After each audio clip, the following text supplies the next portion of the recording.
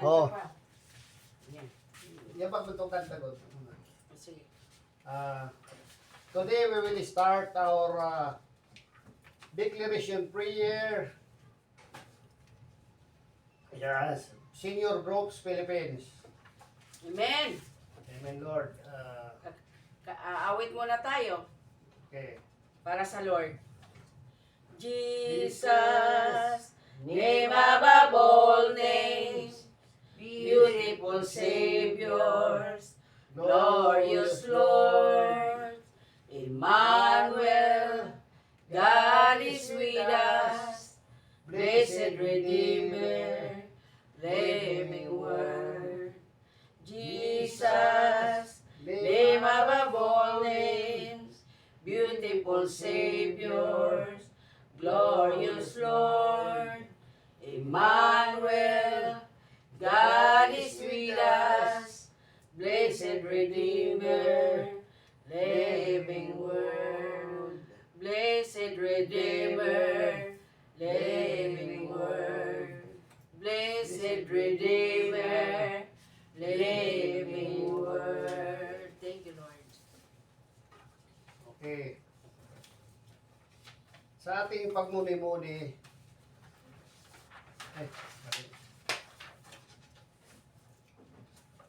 as we reflect on the power of declaration and encouragement in prayer, we must ask ourselves, do we wield our words to uplift or to tear down? Do we correct our loved ones with the patience and love, or do we allow impatient to guide our action?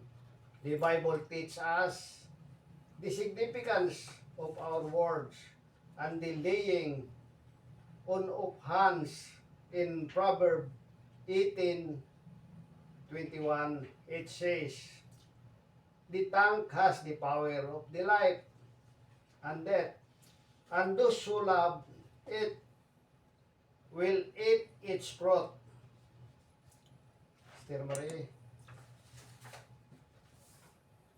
Our words hold immense power, capable of bringing up life or causing destruction. Additionally, Hebrews 3:13 reminds us, but encourage one another daily, as long as it's cool. Discipliness, encouragement, services as a help against the discipliness of sin. Moreover, the laying on hands symbolize the impartation of blessing, healing, and empowerment.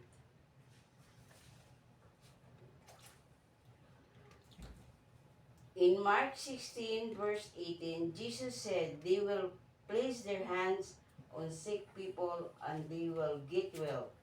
Through the laying on of the hands, we can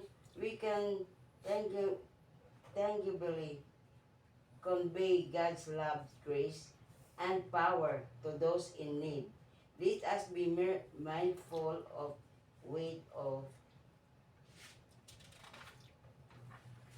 our words and the significance of our action, and choosing always to encourage uplift and bless one another. Sa ating pagmuni-muni sa kapangyarihan ng pampahayag at pagpalakas sa panalangin, dapat nating itanong sa ating mga sarili, ginagamit ba natin ang ating mga sarili upang magpataas at magpasira? Tinutuwid ba natin ang ating mahal sa buhay ng may pagtitiyaga at pagmamahal, o pinapabayaan na ba natin ang pagmamadali, ang pagtakda ng ating mga hakbang? tinuturo sa atin ng Biblia ang kahalagahan ng ating mga salita at ang paghahandang kamay. Sa Kawikaan 18:21, sinasabi, ang dila ay may kapangyarihan ng buhay at kamatayan, at ang umiibig dito ay kakain ng bunga nito. Ang ating mga salita ay may malaking kapangyarihan na maaaring magdulot ng buhay o pagkasira. Dagdag pa, binabalaan tayo ng Hebro 3:13, datapwat manahan ninyo ang isa't isa sa araw-araw habang nangyayari pa ito. Baka sakaling ang alinman sa inyo ay mapaligiran ng kabaluktutan ng kasalanan. Ang pagpapalakas sa isa't isa ay naglilingkod bilang tukod laban sa kasinungalingan ng kasalanan. Bukod dito, ang paghahandang kamay ay sumasagisag ng pagpapala, pagpapagaling at pagpapalakas. Sa Marcos 16:18, sinabi ni Jesus, ilalagay nila ang kanilang mga kamay sa mga may sakit at sila'y mangugaling sa pamamagitan ng paghahandang kamay. May papahayag natin ng makatotohanan ang pagmamahal, biyaya at kapangyarihan ng Diyos sa mga nangangailangan. Naway maging maingat tayo sa bigat ng ating mga salita at ang kahalagahan ng ating mga kilos. Amen. Napiliin palaging magpahayag, magtayo at magpala sa isa't isa. Sister Monica, lay your hands to Sister Sister Marie, lay your hand to Sister Monica. Lay your hand. Sister Monica, alamin mo ang pagmamahal ng ating Diyos ay walang katulad at walang hanggan. Walang sino man ang makapagmamahal sa iyo tulad ng pagmamahal niya. Sa ngalan ni Jesus,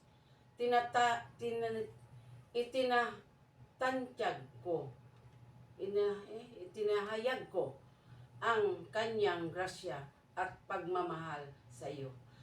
At ako, nananampalataya na hanggang sa dati at ng darating na araw ay darating na araw ang Panginoon ay kanyang proteksyonan ay ang maging tagapagtanggol ng iyong isipan at puso laban sa lahat ng panganib at pagsubok. Salamat sa Panginoong Hesus na buhay ni Sister Monica. Patnubay mo siya ay patuloy na iparamdam ang isang pagmamahal at biyaya. Mahal kita, kapatid, sa pangalan ni Jesus. Amen. Hallelujah.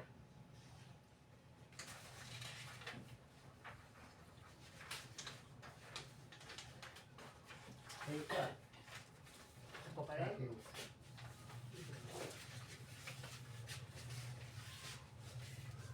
Amen. Brother Emilio, tandaan mo na walang anuman at sino mang makapagmamahal sa iyo tulad ng walang hanggang pagmamahal ni Jesus. Sa pamamagitan ng dugo ni Jesus, ipinahayag ko ang kanyang proteksyon at pagmamahal sa iyo. Isipin mo at puso hanggang sa pagdating ng araw ng Panginoon. Salamat sa Panginoon Jesus sa buhay ni Brother Emilio, sa patuloy mo siyang gabay at palakasin sa kanyang pag-ibig at biyaya. Mahal kita, kapatid, sa pangalan ni Jesus. Amen. Hallelujah. Excuse me. Sister Monica, Mayor Hans to Sister Marie. Sister Marie, gusto kong ipaalam sa iyo na ang pagmamahal ng ating Panginoong Hesus ay walang hanggan at walang kapantay na walang sinuman ang makapagmamahal sa iyo tulad ng pagmamahal niya. Sa pamamagitan ng kanyang biyaya at proteksyon, ipinaalam ko sa iyo na hanggang sa pagdating ng araw ng Panginoon, ang kanyang pag-ibig ay magiging tanglaw at kalakasan sa iyong buhay. Amen. Salamat Panginoong Hesus sa buhay ni Sister Marie.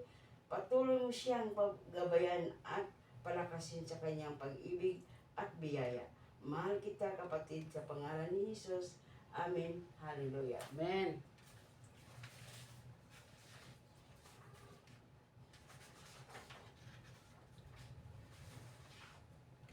Sister Monica, sa ulo ko, Excuse me. Brother Emilio, nais kong ipabatid sa iyo ang walang kapantay na pagmamahal ng ating Panginoon Hesus. Walang sino man ang makapagmamahal sa iyo sa katulad sa Kanya. Sa bisa ng Kanyang dugo, ipinagpahayag ko ang Kanyang pag-ibig at proteksyon sa iyong isipan at puso hanggang sa pagdating ng araw ng Panginoon. Salamat Panginoong Hesus sa buhay ni Brother Emilio.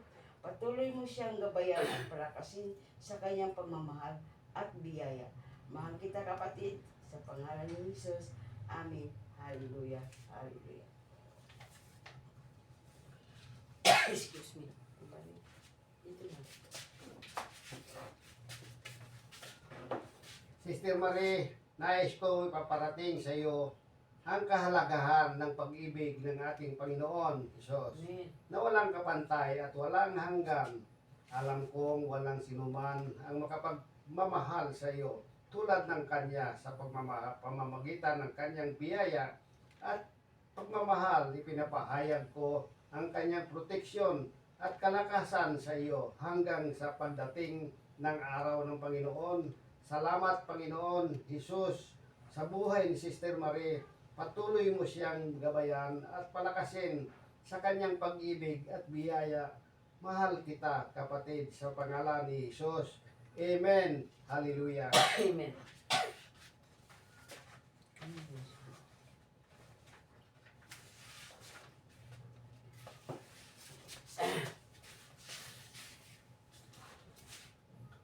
Sister Monica, alamin mong ang pagmamahal ng Panginoon Jesus para sa iyo ay hindi may kukumpara sa anumang iba sa kanyang pagmamahal at biyaya. Ipinapahayag ko ang kanyang proteksyon at gabay sa iyong buhay hanggang sa pagdating ng araw ng Panginoon. Salamat Panginoon Jesus sa buhay ni Sister Monica. Patuloy mo siyang gabayan at palakasin sa kanyang pag-ibig at biyaya. Mahal kita kapatid sa pangalan ni Jesus. Amen. Amen. At hallelujah. Panginoon naming Diyos, aming Ama, nagpapasalamat kami sa iyo sa biyayang pagkakaroon ng pagkakataon manalangin at magbigay pugay sa iyo sa aming mga kapatid. Gabayan mo kami sa paggamit ng aming mga bibig at mga kamay upang magdulot ng pag-asa, pagmamahal at pag-aliw sa aming kapwa.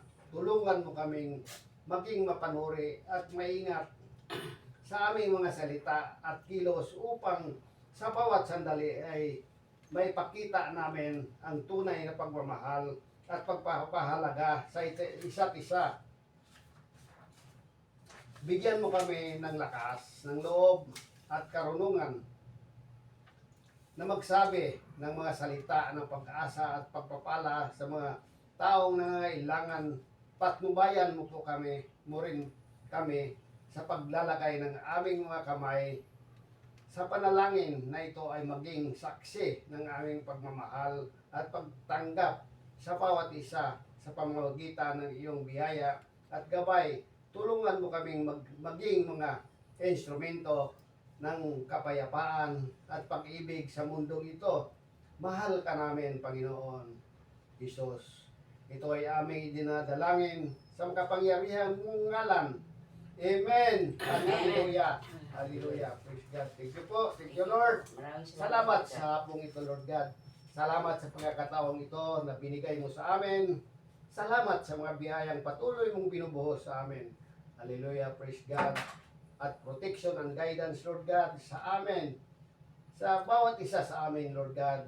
Hallelujah. Si Brother, Sister Marie, Sister Monica, maging si Yes, Brother Lord. Rick at si Sister Shumi, sa aming kapatid na Sister Wife ni Rick, Brother Rick, at lahat ng aming mga kamag-anakan. Amen. Maraming salamat po. Maging si Sister Joy, kung saan man siya ngayon, saan man siya ngayon, pagpalain mo siya, Lord. Hallelujah. Maraming salamat po. Thank you and God bless everything, everyone.